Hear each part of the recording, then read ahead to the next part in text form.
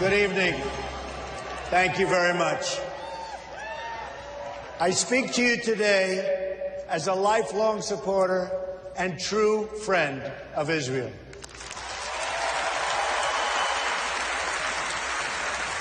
I'm a newcomer to politics, but not to backing the Jewish state. In 2001, weeks after the attacks on New York City and on Washington, and frankly, the attacks on all of us, attacks that they were perpetrated by the Islamic fundamentalists, Mayor Rudy Giuliani visited Israel to show solidarity with terror victims.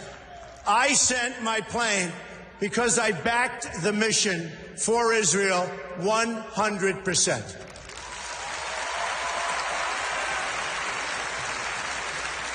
In spring of 2004, at the height of the violence in the Gaza Strip, I was the Grand Marshal of the 40th Salute to Israel Parade, the largest single gathering in support of the Jewish state.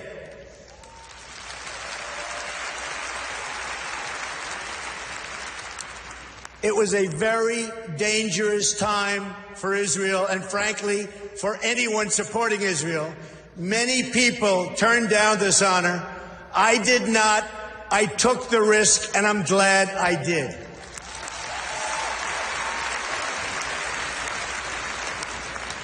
But I didn't come here tonight to pander to you about Israel. That's what politicians do. All talk, no action, believe me. I came here to speak to you about where I stand on the future of American relations with our strategic ally, our unbreakable friendship, and our cultural brother, the only democracy in the Middle East, the State of Israel.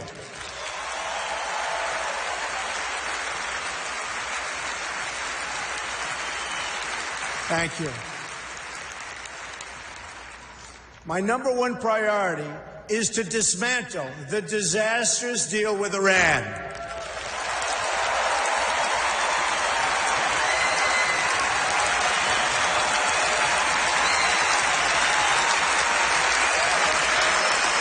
Thank you.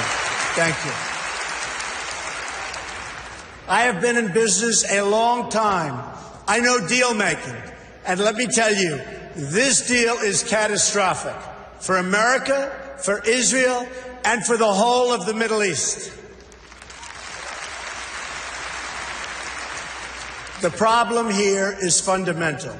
We've rewarded the world's leading state sponsor of terror with $150 billion, and we received absolutely nothing in return.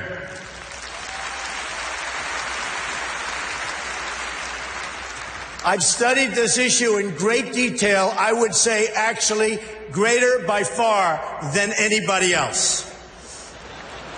Believe me. Oh, believe me. And it's a bad deal.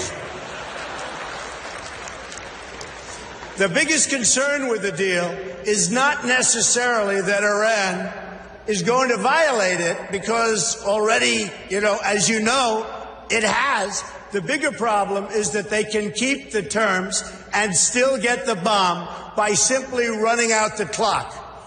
And of course, they'll keep the billions and billions of dollars that we so stupidly and foolishly gave them.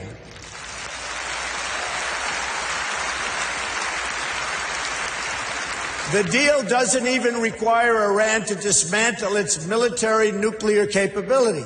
Yes, it places limits on its military nuclear program for only a certain number of years. But when those restrictions expire, Iran will have an industrial-sized military nuclear capability ready to go and with zero provision for delay, no matter how bad Iran's behavior is. Terrible, terrible situation that we are all placed in, and especially Israel.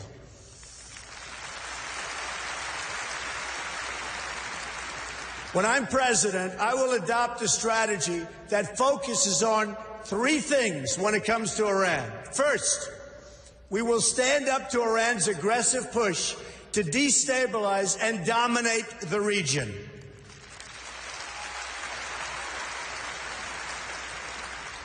Iran is a very big problem and will continue to be. But if I'm not elected president, I know how to deal with trouble.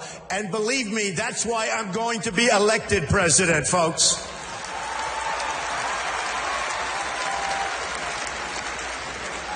And we are leading in every poll. Remember that, please. Iran is a problem in Iraq, a problem in Syria, a problem in Lebanon, a problem in Yemen, and will be a very, very major problem for Saudi Arabia. Literally every day, Iran provides more and better weapons to support their puppet states. Hezbollah, Lebanon, received, and I'll tell you what, it has received sophisticated anti-ship weapons, anti-aircraft weapons, and GPS systems and rockets like very few people anywhere in the world, and certainly very few countries have. Now they're in Syria trying to establish another front against Israel from the Syrian side of the Golan Heights. In Gaza, Iran is supporting Hamas and Islamic Jihad. And in the West Bank, they're openly offering Palestinians $7,000 per terror attack and $30,000 for every Palestinian terrorist home that's been destroyed. A deplorable, deplorable situation.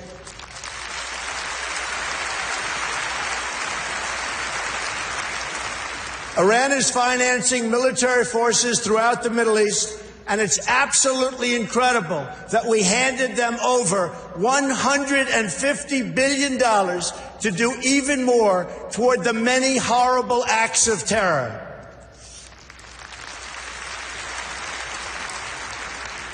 Secondly, we will totally dismantle Iran's global terror network, which is big and powerful, but not powerful like us.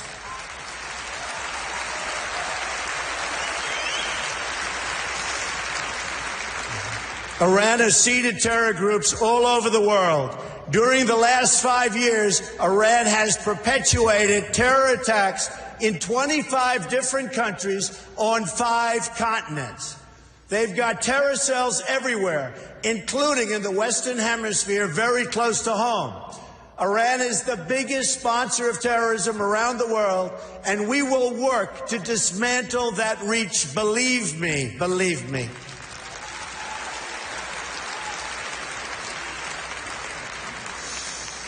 Third, at the very least, we must enforce the terms of the previous deal to hold Iran totally accountable, and we will enforce it like you've never seen a contract enforced before, folks. Believe me.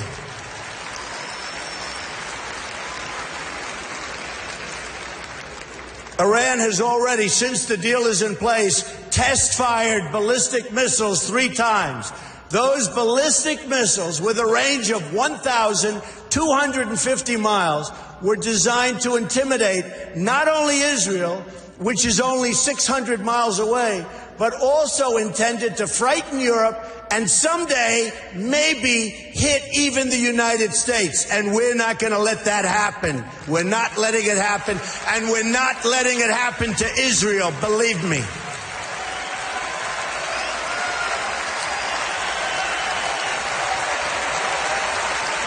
Thank you. Thank you. Do you want to hear something really shocking? As many of the great people in this room know, painted on those missiles in both Hebrew and Farsi were the words, "Israel must be wiped off the face of the earth." You can forget that.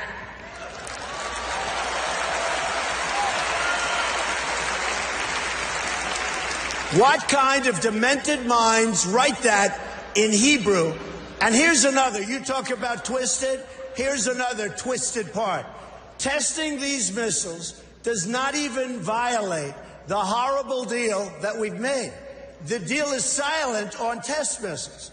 but those tests do violate the United Nations Security Council resolutions. The problem is no one has done anything about it. We will, I promise we will.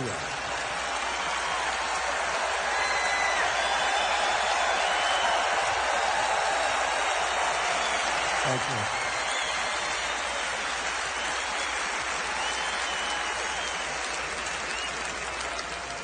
Which brings me to my next point, the utter weakness and incompetence of the United Nations.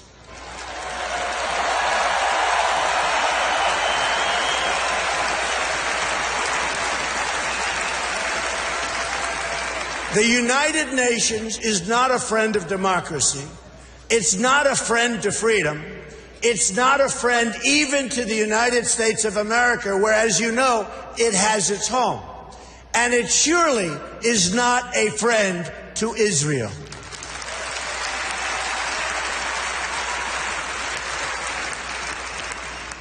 With President Obama in his final year, yay.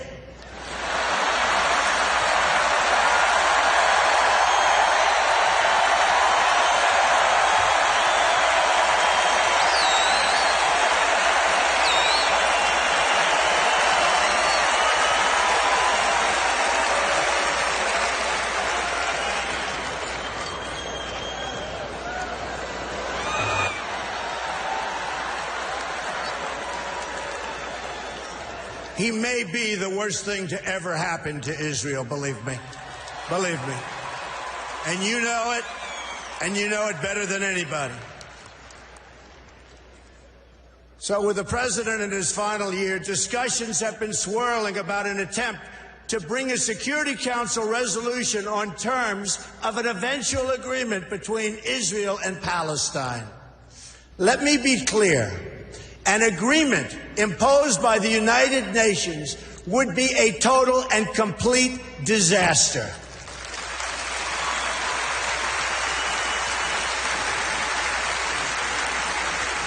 The United States must oppose this resolution and use the power of our veto, which I will use as president 100%.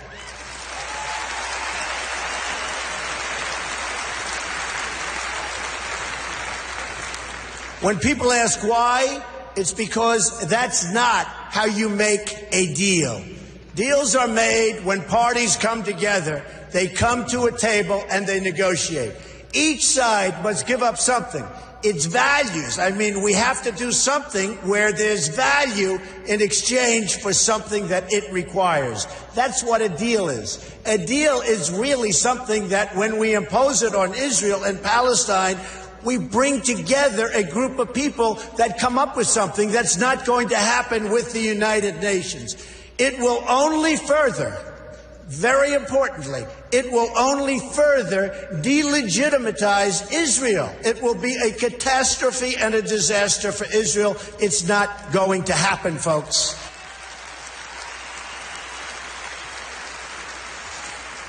And further, it would reward Palestinian terrorism, because every day they're stabbing Israelis and even Americans. Just last week, American Taylor Allen Force, a West Point grad, phenomenal young person who served in Iraq and Afghanistan, was murdered in the street by a knife-wielding Palestinian. You don't reward behavior like that. You cannot do it.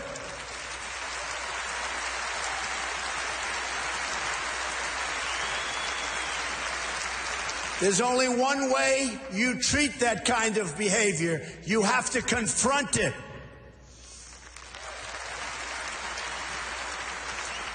So it's not up to the United Nations to really go with a solution.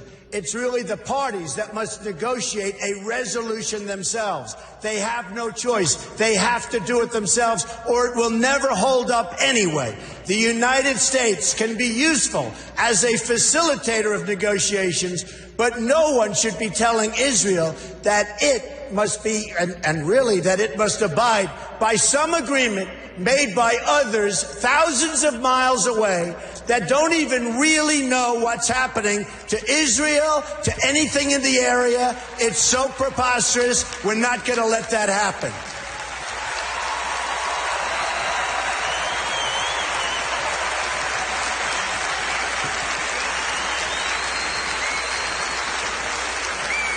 When I'm president, believe me, I will veto any attempt by the UN to impose its will on the Jewish state. It will be vetoed 100%. You see, I know about deal making. That's what I do. I wrote The Art of the Deal. One of the best-selling all-time, and I mean seriously, I'm saying one of because I'll be criticized as if I say the, so I'm going to be very diplomatic. One of, I'll be criticized. I think it is number one, but why take a chance? One of the all-time best-selling books about deals and deal-making. To make a great deal, you need two willing participants. We know Israel is willing to deal. Israel has been trying. That's right. Israel has been trying to sit down at the negotiating table without preconditions for years. You had Camp David in 2000, where Prime Minister Barak made an incredible offer, maybe even too generous. Arafat rejected it. In 2008, Prime Minister Olmert made an equally generous offer. The Palestinian Authority rejected it also. Then John Kerry tried to come up with a framework, and Abbas didn't even respond, not even to the Secretary of State of the United States of America. They didn't even respond. When I become president, the days of treating Israel like a second-class citizen will end on day one.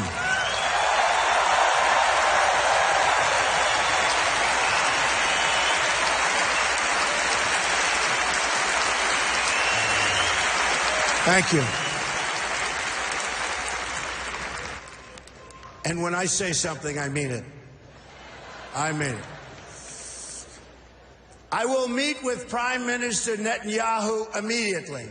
I have known him for many years and will be able to work closely together to help bring stability and peace to Israel and to the entire region. Meanwhile, every single day, you have rampant incitement and children being taught to hate Israel and to hate the Jews. It has to stop.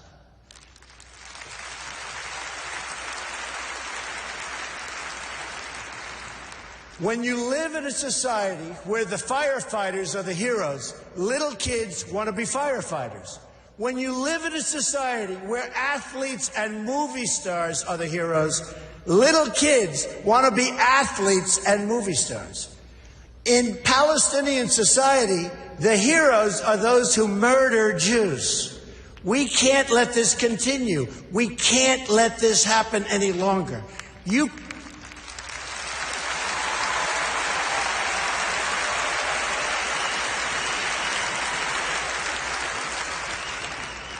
cannot achieve peace if terrorists are treated as martyrs. Glorifying terrorists is a tremendous barrier to peace. It is a horrible, horrible way to think. It's a barrier that can't be broken. That will end, and it'll end soon, believe me.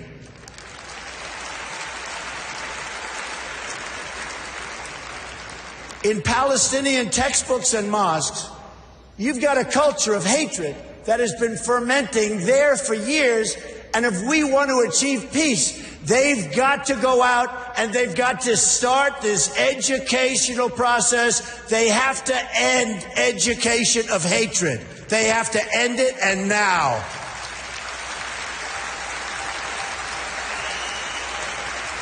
There is no moral equivalency. Israel does not name public squares after terrorists. Israel does not pay its children to stab random Palestinians. You see, what President Obama gets wrong about deal-making, is that he constantly applies pressure to our friends and rewards our enemies.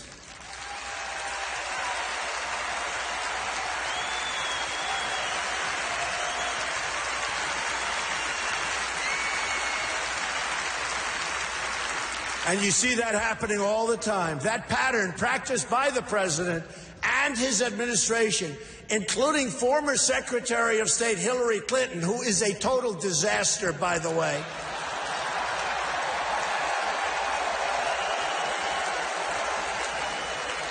She and President Obama have treated Israel very, very badly.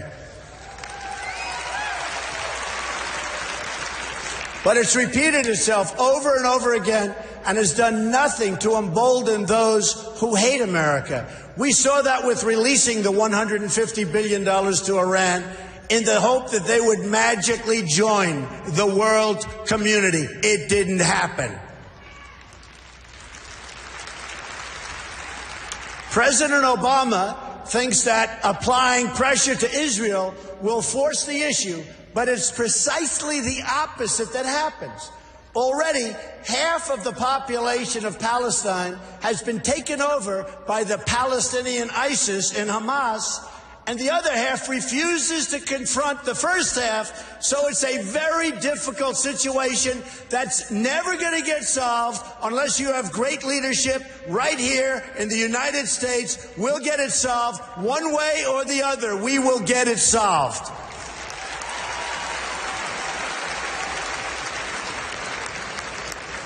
But when the United States stands with Israel, the chances of peace really rise, and rises exponentially. That's what will happen when Donald Trump is president of the United States.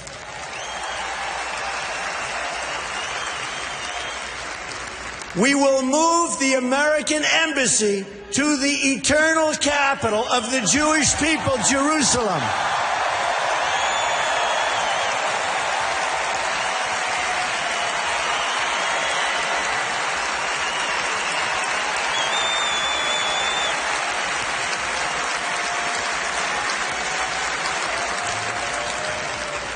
And we will send a clear signal that there is no daylight between America and our most reliable ally, the State of Israel.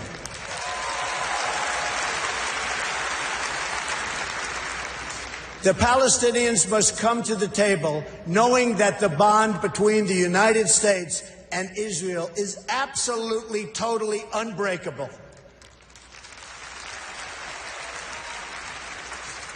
They must come to the table willing and able to stop the terror being committed on a daily basis against Israel. They must do that. And they must come to the table willing to accept that Israel is a Jewish state and it will forever exist as a Jewish state.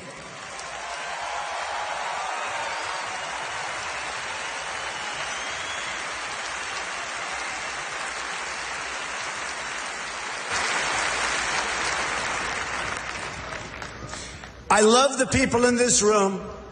I love Israel. I love Israel.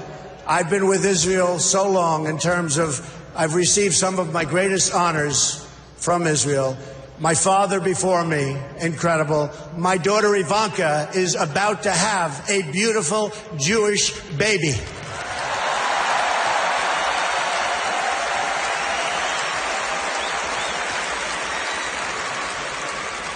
In fact, it could be happening right now, which would be very nice as far as I'm concerned. So I want to thank you very much. This has been a truly great honor. Thank you, everybody. Thank you. Thank you very much.